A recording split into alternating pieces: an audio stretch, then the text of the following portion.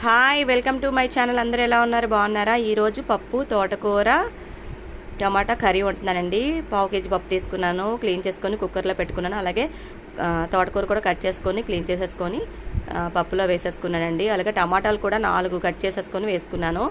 పచ్చిమిరపకాయలు కారు వేసుకున్నాను. సాల్ట్ రుచికి తగినంత వేసుకున్నాను. కారం, ధనియాల పొడి, జీలకర్ర పొడి వేసుకున్నానండి. కుక్కర్ మూత పెట్టాను.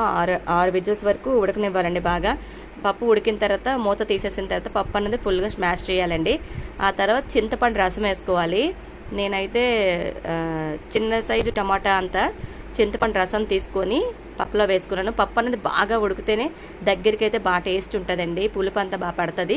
అప్పుడు తాలింపు పెట్టేయాలండి. స్టవ్ మీద పాన్ పెట్టి జీలకర్ర, ఎల్లిపాయలు, ఎండుమిరకాయలు అన్నీ వేసేసి పోపు సామాన్లన్నీ వేసి తాలింపు పెట్టిన తర్వాత కూడా కొంచెం ఇటు అటు మెదుపుతూ ఉండాలండి.